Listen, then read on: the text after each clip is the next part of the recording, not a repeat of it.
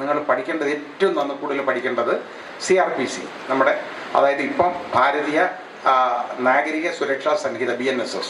അത് ഏറ്റവും നന്നായിട്ട് പഠിക്കേണ്ട നിയമമാണ്. നിങ്ങളത് പഠിക്കണം. ആ പ്രൊസീജിയർ ലോസ് ആണ് പഠിക്കേണ്ടത്.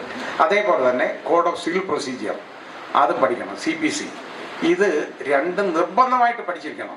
ബാക്കി ഫണ്ടമെൻ്റലായിട്ട് പഠിക്കേണ്ട നിയമം എന്ന് പറയുന്നത് നമ്മുടെ BNS, ഇന്ത്യൻ പീനൽ കോഡിന് പകരമുള്ള BNS. പിന്നെ ഇന്ത്യൻ എവിഡൻസ് ആക്ട്, ന്യായ സംഹിത, ഭാരതീയ ന്യായ സംഹിത, ഇത് പഠിക്കണം. അത് നിർബന്ധമായിട്ട്, അതായത് IPC എന്ന് ഞാൻ പറയുന്ന പഴയ, എനിക്കതേ വായി വരുള്ളൂ കേട്ടോ. IPC, CRPC, CPC. പിന്നെ നിങ്ങൾ കൂടുതൽ പഠിച്ചിരിക്കേണ്ടത് TPI, transfer of property act. വളരെ കോംപ്ലിക്കേറ്റഡ് ആയിട്ടുള്ളൊരു നിയമമാണ്.